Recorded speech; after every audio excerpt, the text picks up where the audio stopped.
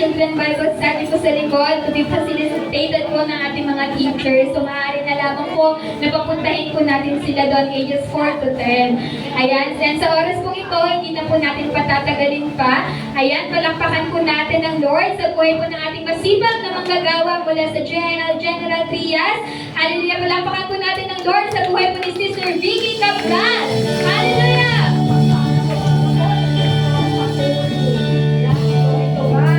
Kumusta na po ang mga taga-ACM Navarro? Salamat po sa isang pribilehiyong muli. Nandito ang inyong lingkod na magamit sa gawain ng ating Diyos na buhay. Ayan, sa umaga ito, sabi nga po ng team, Christ's power is the answer, multiplying the harvest. Pero sa umagang pong ito, ang ating pong topic ay the build a firm foundation. Wait lang po. Ayan, building a firm foundations for your family. Ang ating pong verse ay makikita po natin sa Matthew chapter 7, verse 24. Ayan, samahan niyo po ako. Basahin po natin, ito po yung dalawang uri ng taong nagtayo ng bahay. Ayan, pwede po tayong tumayo para po sa paggalang, sa pagbasa ng salita ng ating Panginoon. Makisuyo po ako. Ayan. Sabi po dito sa Matthew, sa Tagalog ko po siya babasahin. Sa Matthew chapter 7 verse 24, kaya ang sino mang makikinig at sumusunod sa aking mga sinasabi ay katulad ng isang matalinong lalaki na nagtayo ng kanyang bahay sa pundasyong bato. Nang umulan ng malakas at bumaha at humampas ang malakas na hangin sa bahay, hindi ito nagiba dahil nakatayo sa matibay na pundasyon. 26,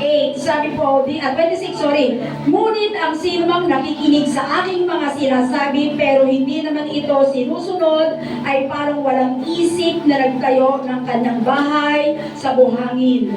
Nang umulan ng malakas, bumaha at humampas ang malakas na hangin sa bahay, nagiba ito at lubusang nawasak. Diyos po ang magpala sa pagkabasa ng kanyang buhay at makapangyarihang salita. So, sandali po tayong manalangin. Aming Diyos, aming Ama na makapangyarihan sa lahat, na lumalang ng langit at lupa, sa pangalan po ng inyong bugtong na anak na si Jesus, at sa pangunguna at pagsama po ng banal na Espiritu mo sa aming kalagitnaan, Panginoon, narito po ang inyong abang alipin, nagpapakumbaba sa inyong harapan. Siyasatin niyo po ang aking puso, ang aking isip, kung may nakikita ka pang makahadlang sa aming mga puso, pang hindi ka makakilos, Panginoon, o pang hindi mo magamit ang inyong lingkod. Sa umagang ito, ako po'y nagpapakumbaba, na nagpapalinis sa inyong banal na harapan. Gamitin niyo lamang akong inyong mouthpiece sa umagang ito, O Diyos. Banal na Espiritu, kailangan po kita, ang pagsama mo, ang pangunguna mo. Lord, ikaw ang mahita sa aking buhay, ang inyong pong abang alipin ang siyang maibaba.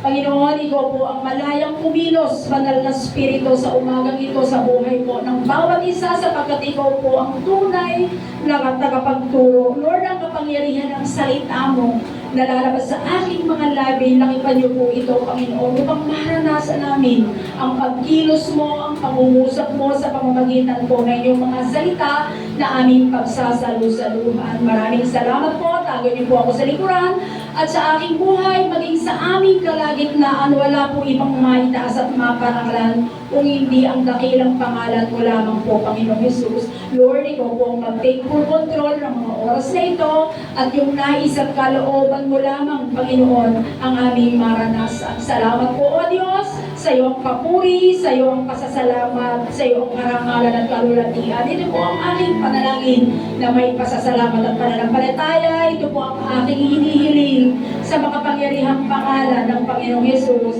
Amen and amen. Yan, sige po, makakaupo na po tayo. Palakpakan po natin ang ating Diyos na buhay.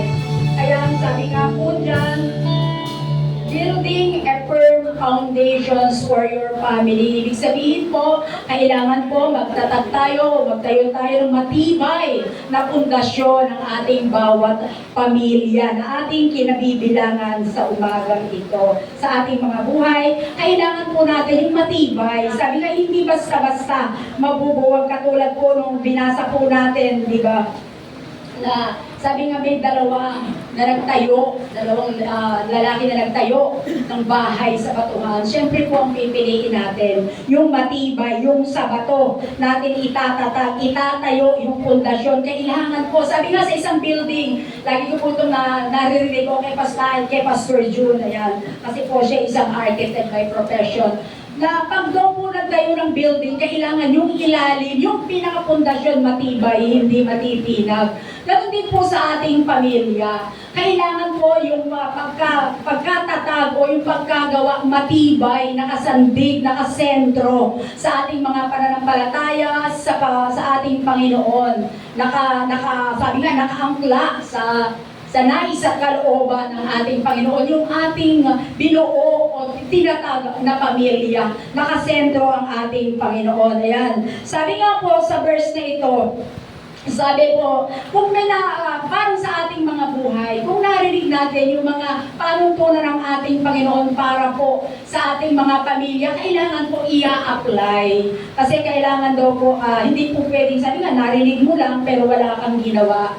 Yan, di ba? Kailangan po, para maranasan natin, para makita natin yung kapangyarihan ng ating Panginoon, kailangan po lalakaran natin. Kailangan po i-apply natin kung ano yung narinig natin patungkol sa pundasyon ng isang pagbuo ng isang pamilya. Sabi po dyan, ayan, maliwanag po sa sinasabi, na kailangan po matibay yung pundasyon, ipinanalangin. Di ba? Sabi nga, mag-boyfriend, mag-girlfriend pa lang, or hanap ka pa lang ng boyfriend, ipanalangin mo na, idulog mo na sa Panginoon, sino ba yung para sa iyo?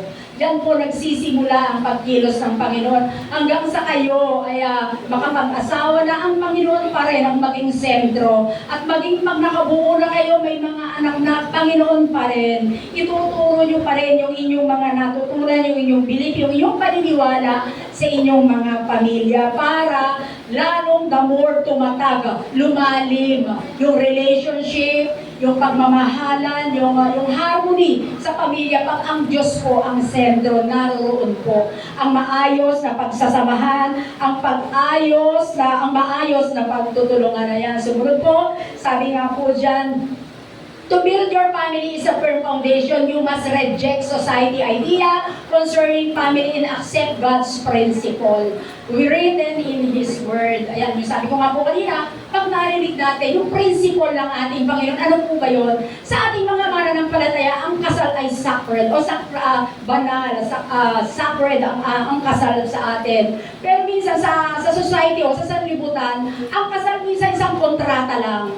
Diba? Parang kontrata lang. Ngayon, ang nakikita po natin, di ba, kahit sa mga social media, sa mga artista o sa mga politiko, napakadali. Kahit sa ordinaryong tao, pag hindi nagkasundo, hiwalay kagad. Pero sa Kristiyano po, dapat hindi. Ang pinagsama ng Diyos ay hindi pwedeng paghiwalayin ng tao. Yun po yung idea na principle ng ating Panginoon. Pagdating po sa sanlibutan, parang kontrata lang sa kanila ang pagpapakasal. Kaya napakadali nilang magpalit, maghiwalay, okay lang sa kanila yun. Yan po yung isang halimbawa lang na napakaraming idea para po sa pagbuo ng ating pamilya. Ayan, sumunod po, kailangan po yung principle ng ating Panginoon na susundin natin, ang lalakaran natin, ang ia-apply natin. Na sabi nga, para hindi po tayo matula doon sa isang magnanagtayo ng bahay sa buhangin. Kumbaga, pag dumating kasi yung bagyo, yung problema, na wala ka, hindi ka nakasandig sa ating Panginoon, hindi ka nagtitiwala, tumaasa sa Diyos, madali yung babagsak. Pero, pag sa Panginoon mo, pinagkatiwala, hiningi mo yung plano ng Diyos sa pamilya mo, kahit dumaan ang problema, ang mga pagsubok, mananatili ang nakatayo. Mananatiling matatag. Kasi sa Diyos siya umaasa, sa Diyos siya nagtitiwala. Ang Diyos po, wala siyang anak na pinabayaan ni minsan. Yan po ang prinsipyo para pagdating po sa pagbuo ng matatag na pamilya. Kailangan po laging nakasentro sa ating pamilya ang ating Panginoon. Yung firm foundation po, ito po yung, sabi nga, nagre-representa sa katuruan, sa principle ng katuruan ng ating Panginoon. Yun po yung sinasabing build, sabi nga po, matibay na pundasyon, ito po yung nakasalalay sa mga katuruan na ibinibigay ng ating Panginoon sa atin. Yung teaching, yung principle ng ating Panginoon, patungkol po sa pag-aasawa, patungkol po sa pag-build ng matibay at matatag na pamilya. Yun po yung i-apply natin o lakaran natin pagdating po doon. Kailangan, narinig natin yung sinabi, kailangan po lakaran natin. Kailangan po i-apply natin. Para po yan sa tithes and offering, di ba po lang? Masilip ko lang. Kung baga, pag narinig mo lang yung mga testimony at hindi ka nag-up, yung sinasabi ng Lord na bubuksan ko ang bintana ng kalangitan pag ibinigay nyo ang inyong mga handog at igapo. Kung narinig mo lang, pero gusto mong mangyari sa'yo, hindi ka naman nagbigay, hindi mo naman sinubukan, hindi po natin mararanasan yung kapangyarihan ng pangako na yun ng salita ng ating Panginoon. Ayan, yung sabi nga po, kailangan yung building a firm foundation, kailangan ng spiritually stability and resilience when facing life. Inevitable challenges symbolize the storm and floods in the parable. Kailangan po stable ka o nananatili ka doon sa pananampalataya mo, sa belief mo, sa mga paniniwala mo patungkol po sa ating Panginoon. Kailangan po yung nagpapatuloy ka sa pananampalataya mo, hindi ka bibitaw.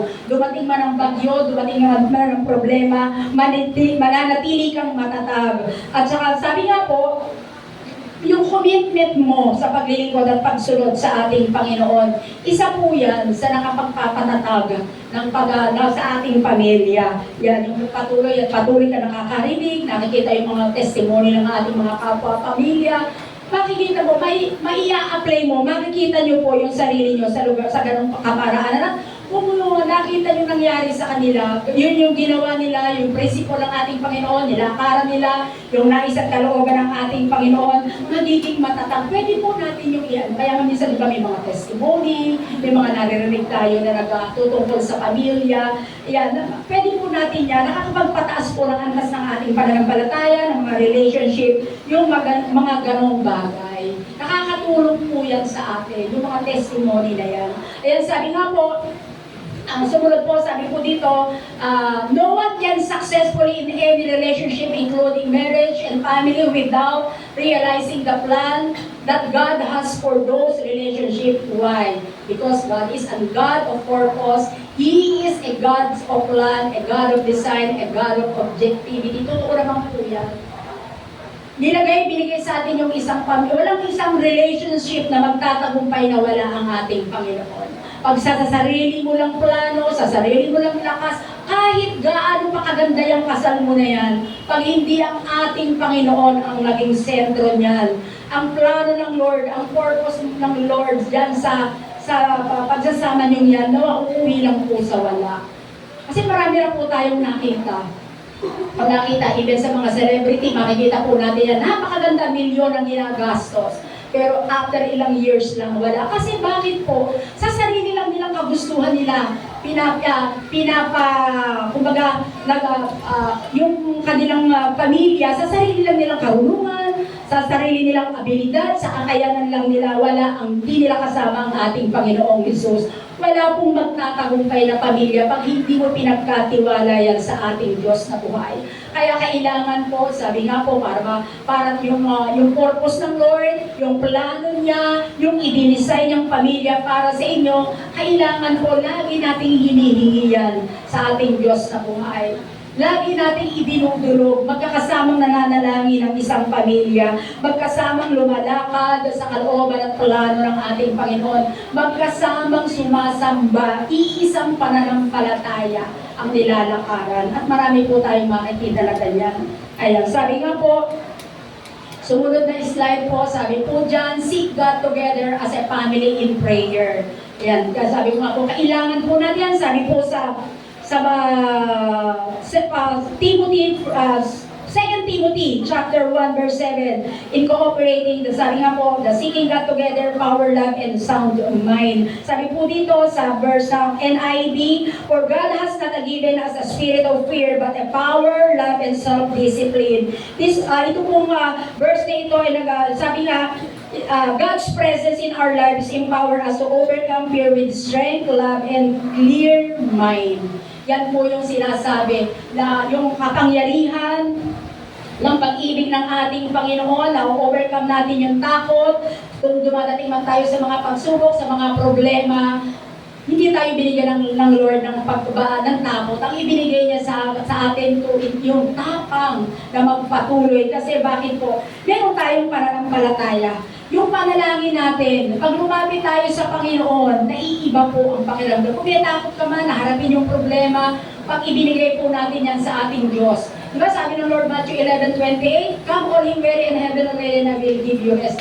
Doon pa lang, mako-comfort na tayo sa pangako na yun sa salita ng ating Panginoon. Kaya sabi nga, yung kapangyarihan ng banal na spirito, pag tayo nananalangin, nag-iiba po. Kung ang bigat-bigat ng dinadala mo, pag dumulog ka sa ating Diyos na buhay, nawawala po yan. Nag-iiba. Umawit ka nga lang sa Panginoon, pag may mabigat kang nararamdaman, nag-iiba po yung pakiramdam mo, gumagaan. Nag-iiba. Yan, ganyan po. At yung pag-ibig ng Lord, yung lakas na nagmumula sa Kanya, ibibigay po yan ng ating Panginoon. Pero naman po kasi na takot na nagmumula yun. Sabi nga, the fear of the Lord is the beginning of wisdom. Yung madalang pagkatakot naman sa Panginoon, bibigyan ka ng karunungan ng Diyos. Kung ano yung gagawin mo dun sa sitwasyon na yun. Kasi minsan yung takot na pinapalitan niya ng ating Panginoon ng wisdom. Kung kulang ka sa karunungan, sabi nga doon sa James 1:5, di ba sabi nga, humingi ka, ang Diyos ay hindi madamot. Bibigyan ka ng ating Panginoon kasi siya ay sagana. Sagana sa lahat ng bagay ang ating Panginoon. Hihingi tayo ng wisdom sa Lord para doon sa sitwasyon na yon. At mararanasan po natin yung mayamang lakas, pag-ibig, kapangyarihan ng ating Panginoon sa sitwasyon na yon na binigay na pinaranas sa atin ng ating Panginoon. Kasi sabi nga, pag yung mga bagay na yan, mga problema o sitwasyon na ating nararanasan, may purpose ang Lord dyan kung bakit ka pinararanas. Minsan pinatitatak ka, pinatitibay ka, o tinitinang ng Lord kung maranasan mo ba yan, saan ka kakapit, saan ka magtitiwala, sa akin ka pa rin ba? Minsan may purpose po ang Lord sa lahat ng bagay. Kasi nakita ko po yan at naranasan ko sa aking buhay. Kaya ko pala naranasan yung mga bagay na yun kasi dito pala ako dadali ng ating Diyos. Ganun po ang ating Panginoon. Doon yan natin makikita yung kapangyarihan niya, yung pagkilos ng Diyos sa ating mga buhay. Doon po natin makikita yung mga bagay na yun. Nakikita ba, totoo nga buhay ang Diyos. Kasi nakita ko kung paano ako pinagaling ng Lord, kung paano ko naranasan yung pag-ibig ng Lord na nagtiwala ako, Lord, ano gagawin ko sa sitwasyon to? Sabi ng Lord, maganda ang plano ko sa inyo. Jeremiah 29:11. At ano lang, sumunod lang po tayo. Sumunod po tayo, magsasarili nating karunungan. Karunungan na nagmumula sa Lord ang hingin natin sa bawat sitwasyon na pagdadaanan po natin. Sa Diyos po tayo magtitiwala. Kaya kailangan po, sabi nga, ipapadala, ilalapit tayo sa Lord, doon pa rin tayo sa ating Panginoon. Pag tayo sama-samang nananalangin, sabi nga, mararanasan natin yung encourage after noon, di ba? Pag kasama kayong nananalangin, yung kaya yung family prayer dati, yung devotion, napakaganda po noon. Di ba, nung pandemic, meron tayo niyan, pamilya, nakakatuwa, nakakabilis. At makikita mo doon, di ba, yung bonding ng pamilya. Nalalaman mo, may mga testimony, di ba, yung mga testimony, pag kayo magte-testimony, yung naranasan, nalalaman mo kung ano yung problema ng kasama mo, ng pamilya mo, na nagsasabi sila. Di ba, ang sarap ng ganun? Na, kaya, sabi ko nga, ngayon, i-apply po natin yon na sama-samang pamilya, once a day, kailangan meron kayong magkakasama, nananalangin, nagpe-pray. Kami po, kahit kami lang dalawa ng bata na kasama ko, pero nakakatuwa po, nabe-bless po ako kapag kasama ko nananalangin. Nakahawak pa po yan sa akin pag nagpe-pray. At nakita nyo, ewan ko lang, nakikita nyo, pag prayer meeting namin, pag pray nyo, mag-partner kayo, makikita ko na lang, may nakapost sila, nakalehans doon sa batang kasama niya, pinagpe-pray. Nakalehans, nakahawak pa siya sa ulo. Ganun po tayo, pagka yung pamilya natin, napalaki po natin, na nananalangin, dumudulog sa Diyos, makikita nyo po, magre-reflect doon sa bata hanggang sa paglaki. Makikita nyo po, ginagawa na niyang pusa. Kahit hindi nyo sabihin. Minsan, saka natutuwa po ako doon. Pag prayer meeting po kasi kami, mayroong yung offering. Talagang nasaan nabibigay natin sa Lord, nakapamilmong pa sa akin. Hindi pwedeng wala, mama. Hindi pwedeng wala. Sabi gano'n. Alam niya kasi, meron kailangan magbibigay. Kaya sabi ko nga, pag nasimulan po natin, At lagi-lagi natin pinagagawa yung pananalangin, yung sama-sama kayo na nagsishare. Napakaganda po ng harmony sa isang pamilya. Ayan, kaya kailangan po yun. At saka kailangan po yung pananalangin consistent. Kailangan po tuloy-tuloy.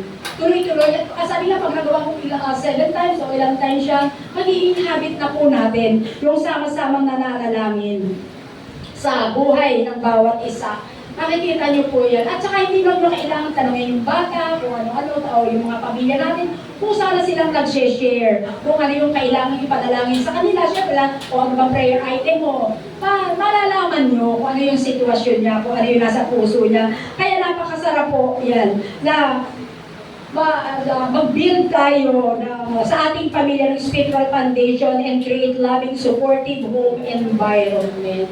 Kailangan po yan ng bawat pamilya. At doon po kailangan nagsusuportahan, nagtutulungan. Kung mahina yung isa, hindi pwedeng lahat mahina. Kailangan may mag-aangat, kailangan may maglilip, kailangan yung isa na may mag-a-advise. Sumunod po, sabi niya, what does seek God together. Yung ibig sabihin po nga po nito, sabi ko nga po kanina, family depend on their relationship. Kailangan po, yung pamilya mo mag-e-effort ka talaga, yung sa mag-asawa, mag-e-effort ka talaga na yung pamilya mo mag-gather. Pamilya nyo, magkakaroon kayo ng devotion, ng family prayer, ng family altar, try nyo po.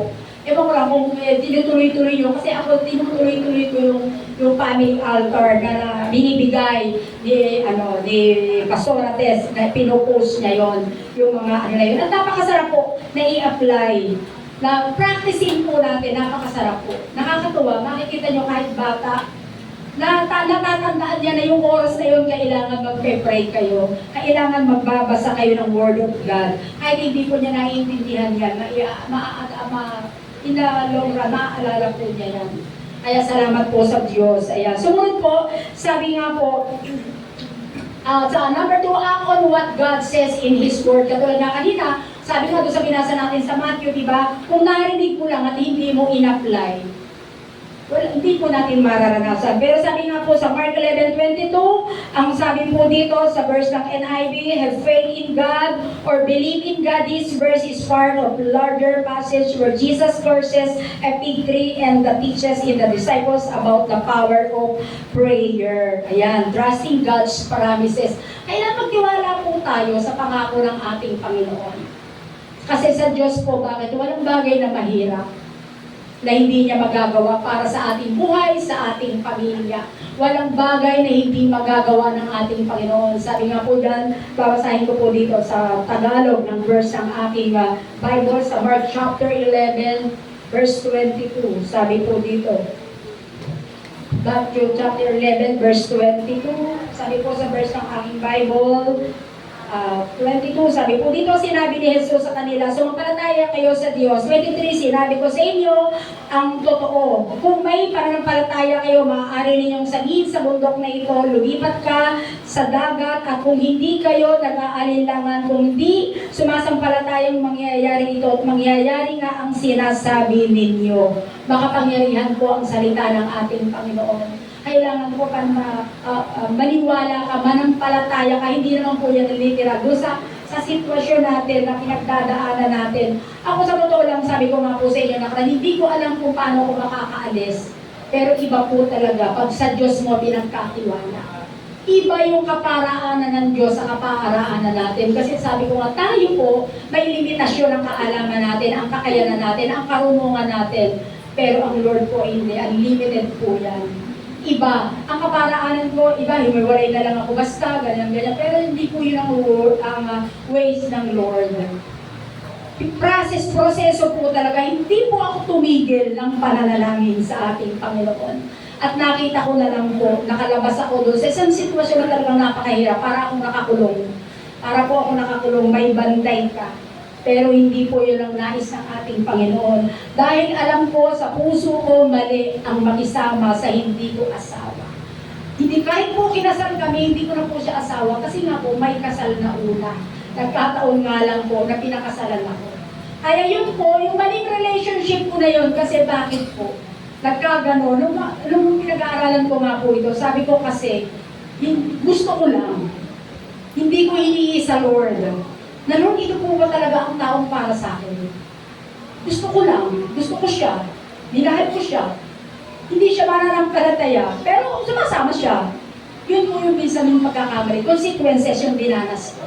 Aminado po ako doon. Kaya, ang hiningi ko sa Lord, Lord, paano ko itatama? Ayoko ma-impyerno. Nakita ko po yung proseso ng ating Panginoon. Nag-antay ako ng ilang taon po yun. Inintay ko bago ko nakalaya doon sa sitwasyon na yun.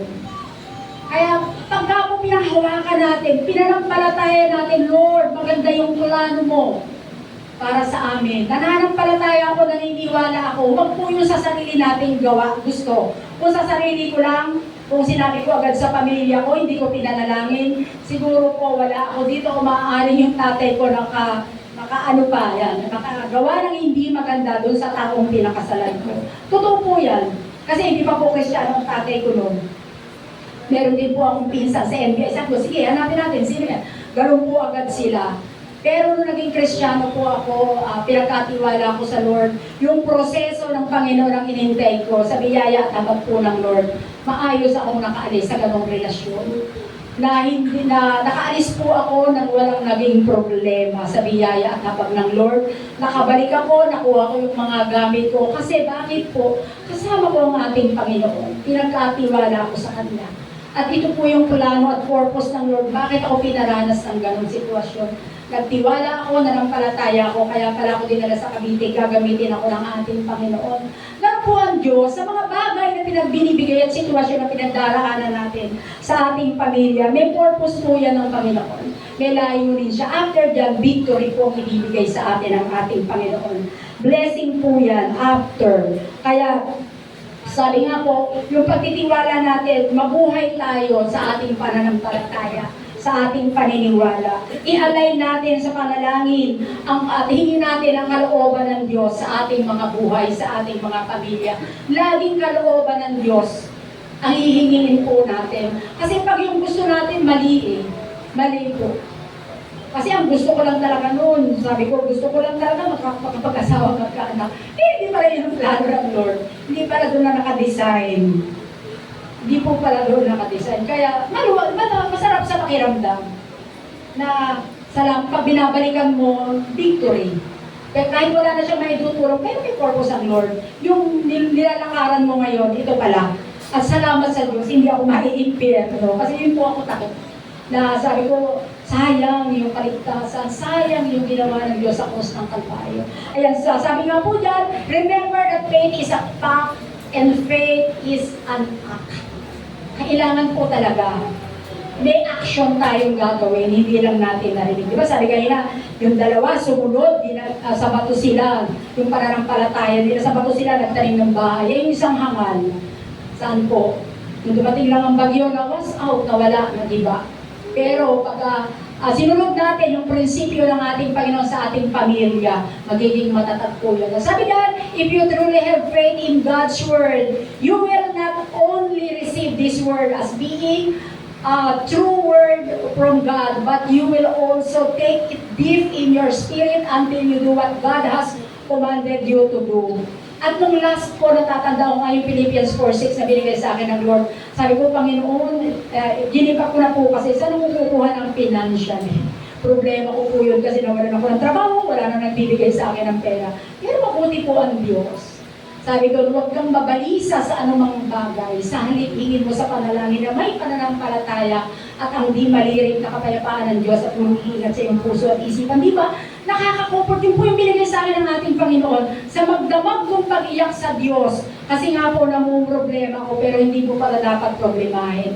Ibigay mo sa Lord. And alam nyo, kinabukasan, may ginamit ang Diyos para po magkaroon ng trabaho ang inyong lingkod. Yun nga yung alam nyo na kay Sister May.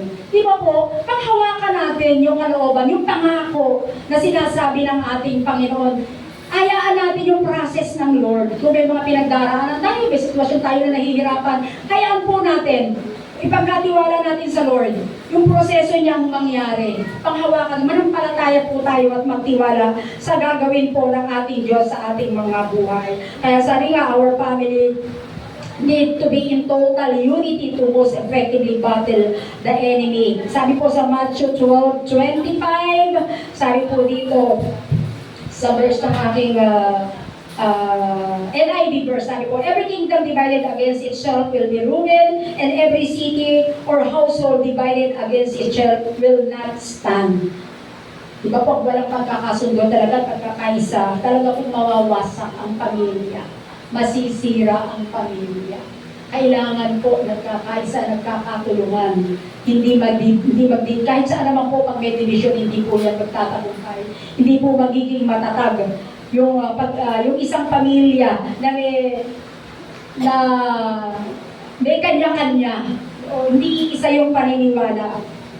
Kasi hindi po yan magpa-prosper. Totoo po yan. Hindi po magiging firm yung foundation. Pagka merong isang kahit sa pananampalataya din po ba? Pag yung isa iglesia, meron po ako nakausap ng isa, yung anak, si Ate Baby, yung sa Grand Riverside. Yung asawa ko, nasa Pentecostal, sabi niya, ako, nandito yung sa anak ko, iglesia, ang hirap pala. Ako, nasa JIL, sabi niya, ang hirap. Pag nag-usap ko sa kontrato, isa, inaano ka, sabi niya gano'n. Di ba doon pa lang, pag wala nang magkakaisa sa inyong paniniwala, sa inyong pananampalataya, magulo na. Magkakaroon na po ng problema. Kaya kailangan po, sabi nga, sa isang pamilya, kailangan nagkakaisa, nagkakatulungan, kasi yung lakas ng isa, nakakapagbigay. Yung united po kayo, sabi nga, yung lakas iba. Kahit anong problema, anong bagyo, matatag kayo na magkakasama na haharapin yung isang sitwasyon nyo, yung isang problema. Kasi walang kumbaga nakaayon eh. Mapapagtulong-tulungan, masusolusyonan yung problema. Ganun po pagka po nagkakaisa. Kasi yung division po, nakakapanghina po yan. Yung kung isa kang malakas, mahahawa kayo, mahihila ka, mahahata ka. Pero kung nagkakaisa kayo, yung lakas ng isa, lakas ng lahat. Diba? Matibay, matatag. Nagkakaisa, nagkakatulungan, di ba magiging matatag yung pamilya? Hindi nagkakanya-kanya. Yun po yung sinabi nga, na kailangan meron totally pagkakaisa. Kung may problema, nakakapag-usap-usap, nagkakatulungan. Kung sino yung wala, naiintindihan. Kung sino yung hindi makakasupport o hindi walang maitulog, nauunawaan ng bawat isa. Napakasarap po ng gano'n.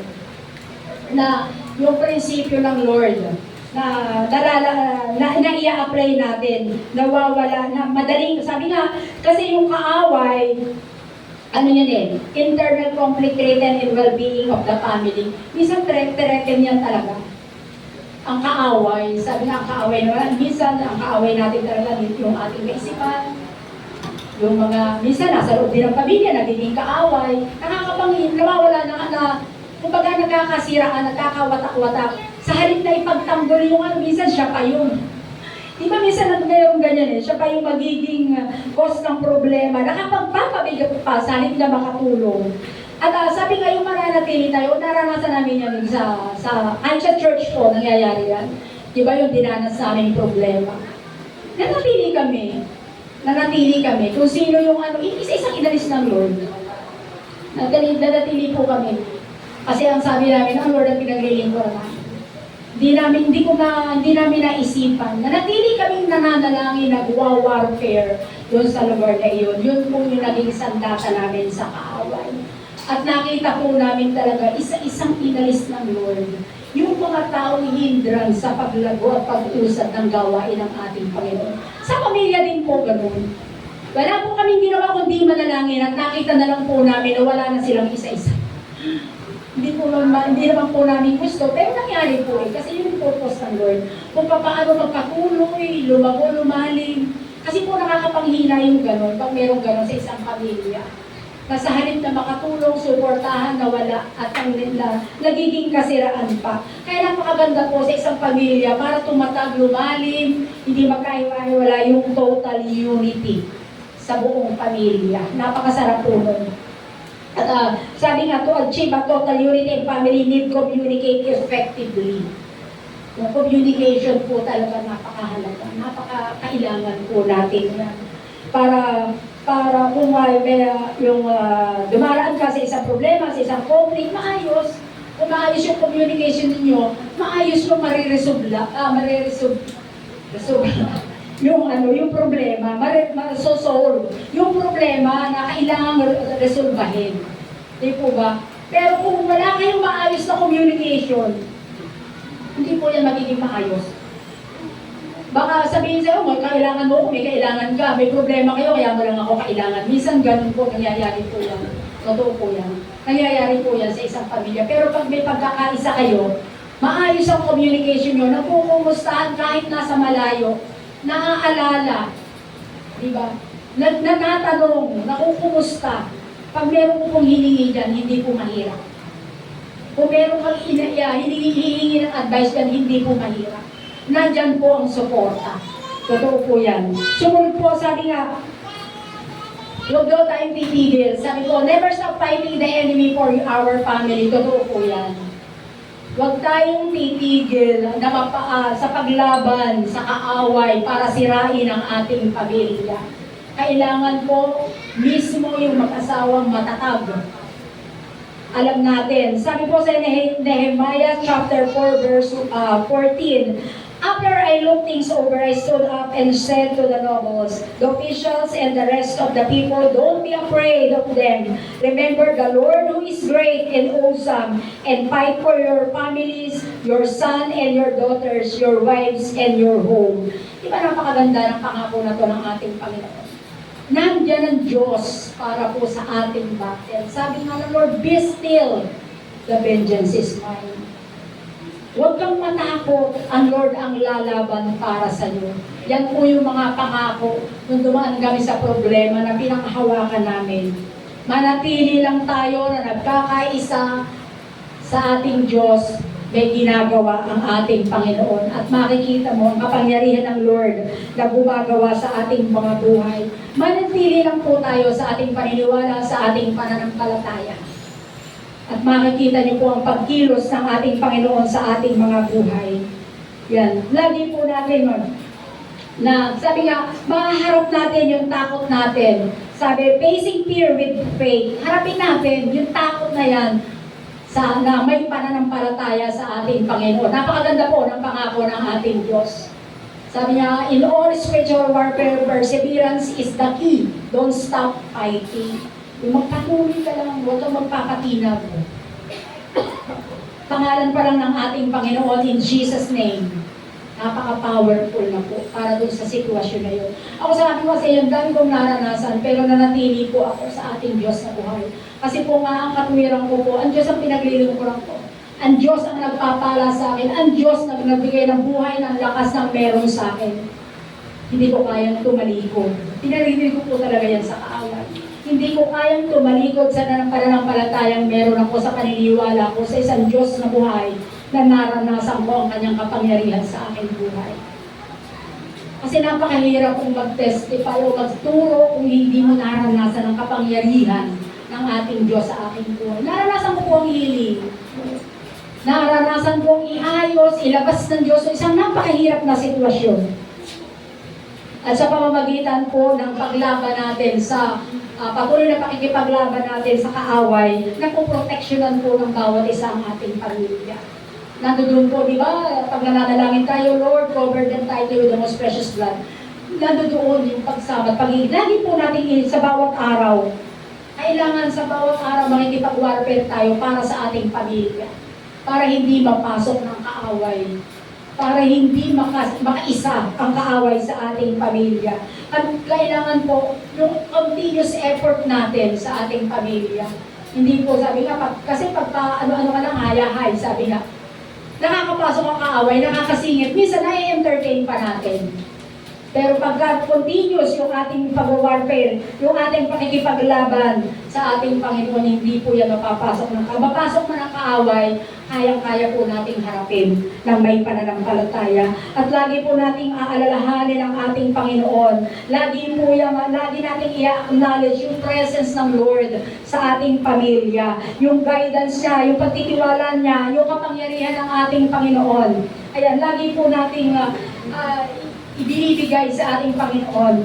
Lagi natin hingin na maranasan natin yung kapangyarihan niya, yung pagsama niya, na lagi natin ma-overcome yung mga challenges sa pamamagitan ng kapangyarihan po ng ating Panginoon. Yung patuloy na nagtitiwala tayo sa ating Diyos na buhay.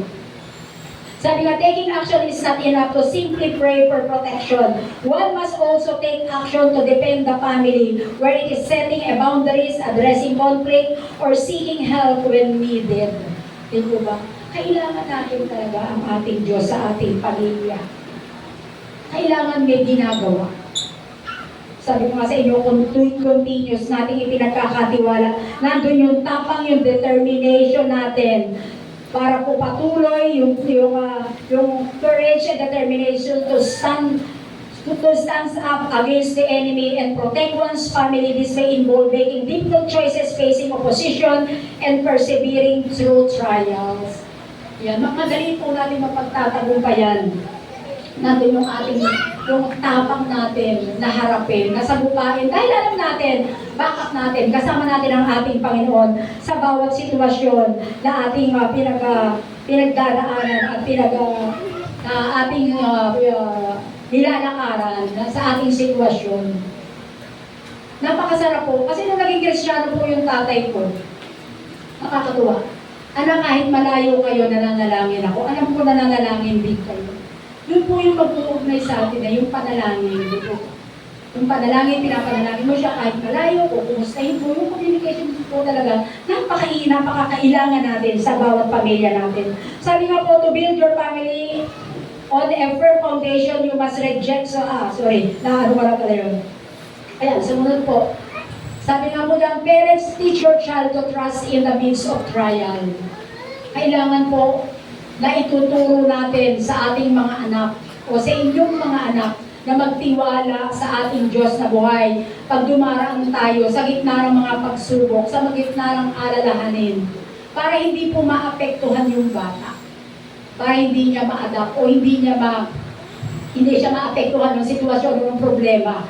Kailangan natuturuan natin yung belief, yung pananampalataya, paniniwala natin patungkol po sa ating Diyos sa buhay.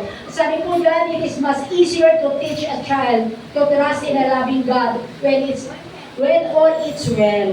Pag wala tayong problema, wala tayong pinagdaraanan, kunyari nag-pray kayo, nag-devotion kayo, o sa ganitong gawain after umuwi, magkukwentuhan, di po ba? Madali po maipapaunawa doon sa bata pag walang sitwasyon na pinagdaraanan o walang problema na pinagdaraanan.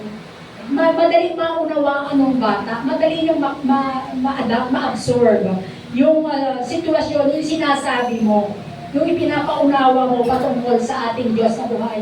Our children need to learn that God is present and loving even when things are difficult. Ayan, yung pag-ibig ng ating Panginoon, kailangan na ituturo na po natin sa ating mga anak na yung pag-ibig ng ating Panginoon. Even sa ganung mga sitwasyon na napakahirap, nandiyan ang Diyos. Hindi tayo iniiwan. Napakasarap pong sabihin ng Lord. Kasi sa kasama ko sinasabi ko rin yun, hindi lang tayong dalawa, kasama natin yung Lord. Nandito si Jesus. Nandito ang Holy Spirit. Kaya pag tinanong, sino kasama niyo? Kasama namin ang Lord. Alam na po niyo sabihin yun. 5 years old po. 6 years old na po siya pala yun. Naiintindihan na niya. Pag tinatanong, sino kasama mo? Si Lord. Saka kami ng mama ko kasi tawag sa akin. Di mo ba, natatandaan niya? Kaya napakadali kong ipaunawa pag sa bata. Pag normal kayong nag-uusap, normal kayo na nagkukwentuhan tungkol sa Lord. Kasi po meron siyang Bible na binigay ni Nanay Bioli na may mga drawing, may mga ano. Yun, napakadali kong sabihin sa isang bata. Pagka po ipakita na mahal tayo ng Lord, eto siya, binigyan niya yung kanyang anak. Madali kong ipaunawa, madali kong matandaan ng isang bata pag walang problema na pinagdaraanan. Hindi siya basta-basta na matitinag ang isang bata. Ayan, sumunod po, sabi po dyan, in any troubled home, some must get hold of Jesus. Kailangan po nakahawak o nakaangkla tayo, sabi ko nga po kanina, kung anong mga pagsubok o problema, manatili po tayo sa ating Diyos na nakahawak, nananampalataya, nagtitiwala, nagpapahawak, ibinibigay natin sa ating Diyos ang lahat ng sitwasyon, problema na ating pinagdaraanan. Kasi even sa tatay ko po, yung tatay ko nga, sabi ko nga sa inyo, hindi na namin kaya kung paano namin madadala sa church. Hindi na namin alam, limitado po tayo eh. Limitado po tayo. Pero dahil po sa pananampalataya namin, pagtitiwala, hindi po kami nawala ng pag-asa sa aming ama na na-born again siya. At ngayon po, 86, ano po siya? Nagsisimba, anak, galing ako sa ganito. At sa biyaya po ng Lord sa 86 years old, nagpapasalamat po kami kasi bonus ng Lord sa kanya yung buhay ngayon. Hindi po siya nakakasakit sa biyaya at habang ng Lord. Kasi dati po siyang manginginom. 72 years nang tumigil po siya sa pag-inom at paninigarilyo. Ganun po katagal. Na naging alipin siya ng bisyo. Pero dahil po may mga anak siyang nananalangin, naniniwala at nananampalataya sa Panginoon, wala pong imposible sa Diyos.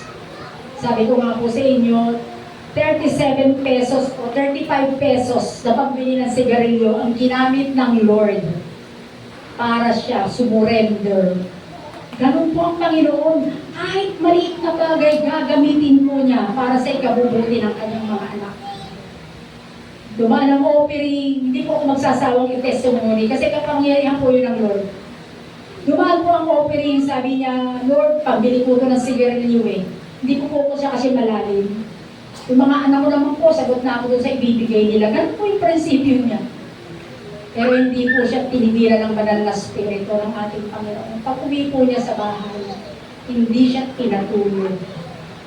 Hanggang sa tinig ng Holy Spirit ang narinig niya. Sinasabi po sa kanya, hanginong lakas meron ka. Saan ang galing yung meron ka? Yung buhay mo, bakit mo pinagdamutan sa halagang 35 pesos na sisirain mo lang ang buhay mo, ang katawan, ang templo ng banal na spirito. Ganun po.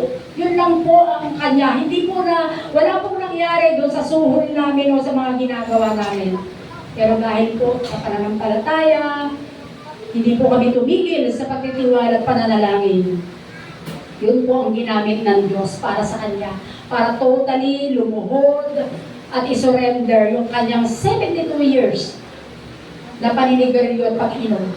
At sa biyaya at hapag po ng Lord, na doon sa amin sa Bulacan, nababantayan pa po yung Kanyang sinasapat. Hindi po siya nagkasakit.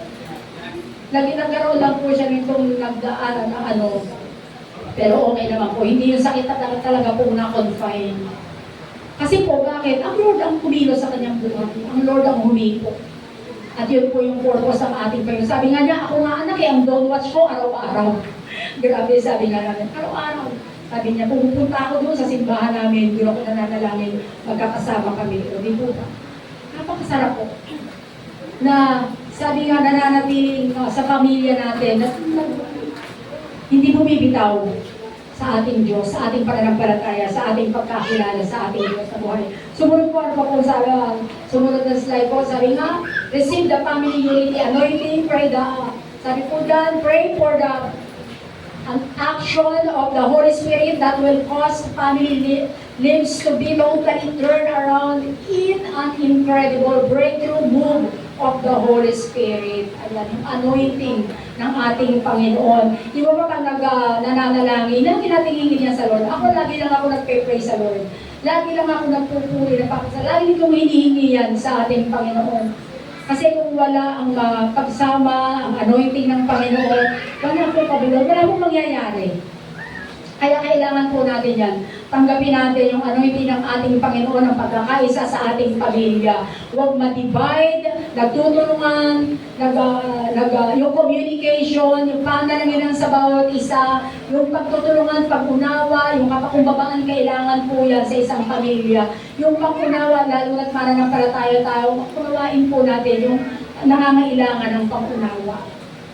Kailangan po yun. At hindi po natin sila madadala kung hindi po natin sila uunawain yung kanilang mga kalagayan. Kasi yung ate ko pong isa na namatay. Salamat po sa Panginoon na kinuha po yun ng Lord ng mananampalataya. At pusa po siya talaga. Kaya pag hindi po tayo tumipigil sa pananalangin, pusa na talaga siyang sasama sa inyo. At yung sa San Juan po yun, sumama pusa na. Sabi niya, pupunta na ako dyan sa Cavite, sasama na ako sa inyo. Sabi po ba? na kumikilos ang Lord. Tandaan po natin sa ating mga pananalangin, pag hindi tayo nag-iba, may ginagawa po ang Diyos sa ating pamilya. Kaya kailangan po, yan, manatili tayo, yung anointing ng pagkakaisa sa ating pamilya, lagi po nating hiningin yan. Lagi po nating hingin yan sa ating Panginoon, yung divine protection ng Lord. Hindi po natin yung kayang gawin malibang ang kumilos ang ating Diyos sa ating pamilya. Kailangan po ng bawat pamilya. Yan, ang mga bagay na ganyan sa ating buhay, sa ating pamilya. Sumunod po, yan, sabi po yan, allow the power of God to move you into what we want you to be. Kailangan hayaan po natin, receive the fatherhood anointing. Kaya sa mga tatay, lalo na pag nananalangin ang ating mga pastor, pag nag-aaltar po, lapit po kayo. O kaya sa inyong pananalangin, hingin niyo po yan sa ating Panginoon. At ganoon din po sa mga nanay, receive the blessings for mothers. Receive the family prayer blessing for your children. Lagi po natin yung hihingin i-atter sa ating Panginoon. Yung divine protection, lagi po natin yan hihingin sa bawat araw. Bago po tayo lumabas, pumasok ng ating tahanan, kailangan po dinudurog natin sa ating Diyos ang ating pamilya, even ang ating mga buhay. Ako po naanohan ko na rin po yan. Naging habit ko na rin po yan. Na before talaga ako umalis, before talaga ako may gawin, o lumabas ng aming kwarto, kailangan nakapanalangin ako. Kailangan po natin yun. Kasi kung sa sarili, kailangan natin, Lord, ano ba yung plano mo sa akin sa araw na ito? Ano po ba yung kailangan ko, yung lakas lang na kailangan ko, yung pagpapaalala na kailangan ko ang aming pamilya. Minsan nga po, ang hinihingi lang natin, minsan sa pamilya na, hindi na yung sa sarili natin. Minsan, Lord, bahala na kayo sa aking buhay. Diba? Lagi natin alalahanin at idulog. Lalo na po pag nasa malayo, hindi natin nakikita. Kailangan po yan, lagi natin inilalapit at idinudulog sa ating Diyos na buhay, ang ating buong pamilya. Ayan, sabi nga po, sumunod po, sa Ephesians chapter 2 verse 20, you are like a house that God is building for Himself. God's apostles and His prophets are like the foundations under the house. Jesus Christ is like the most important stone in the house. Ang Lord, ang ating loob at ang batong sandigan ng ating pamilya, ng ating buhay, ang ating Diyos na buhay. Siya po yung ating, sabi nga na minsan, hindi po tayo itataboy once na lumapit tayo sa ating Panginoon. Siya po yung matibay. Siya po yung ating bato ng ating sandigan, ng ating buhay, ng ating pamilya, ng ating pananampalataya. Ang ating Diyos na buhay na nagbigay sa atin ng buhay, nagbigay sa atin ng pamilya, nagbigay ng pananampalataya na meron tayo, nagbigay ng lahat ng meron sa atin. Ang ating Diyos, ang ating Panginoong Hesus po yan. Kailangan po lagi tayong nagtitiwala, umaasa at nananampalataya. Kailangan po huwag tayong matitinag pagdating po dyan. Huwag tayo, lalo na po yung sa mag-asawa, huwag tayong makitaan na tayo'y nangihina. Kasi kayo po ang lakas ng inyong pamilya. Kailangan kayo yung maglilin sa inyong mga anak. Kung nangihina ang inyong asawa, kayo po yung kapartner niyan. Kayo po ay magsasabi nga magkasangga na ang bumuo sa inyo ay ang ating Diyos na buhay na inyong sandigan. Ayan. Salamat po sa Diyos. Ayan. At sabi nga po, sa ating mga buhay, lagi nating ibigay yung ating buhay, yung ating pamilya sa kamay ng ating Panginoon. Sa bawat ginagawa po natin, sa bawat sitwasyon ng ating pamilya, para po the more tayo maging matatag, malalim sa ating pananampalataya, sa ang ating pamilya, maging intact, unity. Lagi po nating, Lord, tinatagubilin ko sa inyong mga kamay ang aking pamilya, ang aking buhay. Kailangan po lagi po gano'n. Lagi nating pabalutan ng kapangyarihan ng banal na dugo ng ating Panginoong Yesus. Sige po, tayo po lahat ay tumayo at tayo po ay mananalangin. Hallelujah. Purihin ka, O Diyos, Ikaw na Diyos na aming buog at batong sandigan ng aming buhay, ng aming pamilya. Panginoon, naririto po ang bawat isa, representative po kami ng bawat pamilya ng aming kinabibilangan. Nakikita mo, Panginoon, sa bawat pamilya, sa bawat sitwasyon, na kanilang pinagdaraanan, kung meron man, O Diyos, kung merong sitwasyon na sila'y nahihirapan. Panginoon, patuloy mo silang abutin ng iyong mayamang pag-ibig, ng iyong pangako na hindi mo sila iiwan, hindi mo sila pababayaan. Kung meron ng Panginoon na hindi na nakakaintindihan, ikaw ang Diyos na patuloy pong mamagitan. Ikaw ang bumigkis sa kanila ng iisang pag-ibig at nag-iisang pananampalataya. Panginoon, sa bawat mag-asawa, patatagin mo po ang kanilang pagsasama, palalingin sa pagkakilala at pananampalataya sa iyo. Dalangin ko, Panginoon, sa bawat isa sa amin. Sa iyo po namin pinagkakatiwala ang aming pamilya. Patatagin mo po ito at palalimin ng iyong mayamang pag-ibig, ng iyong kapangyarihan, ng iyong habag, ng iyong biyaya, Panginoon, sa aming pamilya. Ang bawat isa po sa amin, bigkisin mo ng iisang pananampalataya at ang iisang pag-ibig. Basbasan mo ng kapangyarihan mo, Panginoon, ang bawat pamilya, ang kanilang kinabubuhay, ang lahat ng kanilang mga pangangailangan. Patuloy mo nga po itong ipagkaloob sa kanila sa pangalan ng aming Panginoong Hesus. Dakilang Diyos, maraming salamat po sa umagang ito, sa iyo pong mga kamay, pinagkakatiwala ang bawat miyembro ng aming pamilya. Maraming salamat po sa umagang ito. Tulungan mo kami na sa bawat araw, O Diyos, magkakasama kami umaasa, nagtitiwala, nananalangin sa inyo sa Espiritu at katotohanan. Salamat po ng marami, dakilang Diyos, patuloy ang pagpapalat, biyaya mo ang patuloy pong maranasan. Yung kapayapaan, pagkakaisa sa bawat pamilya ang makita mo, Panginoon. Salamat po ng marami, Panginoon, sa pagsama mo, sa mayamang pag-ibig mo na bumigkis sa bawat isa sa amin. Salamat po sa patuloy na pagsama at pakikisa ng banal na Santong Espiritu mo. Maraming salamat po sa mayamang biyaya at pagpapala ng Diyos Anak na patuloy mo pong ipinararana sa amin ngayon, bukas at magpakailanman. Panginoon, maraming salamat po sa umagang ito at ibibigay ko po sa inyo ang lahat ng papuri, pagluwalhati, pagdakila at pasasalamat.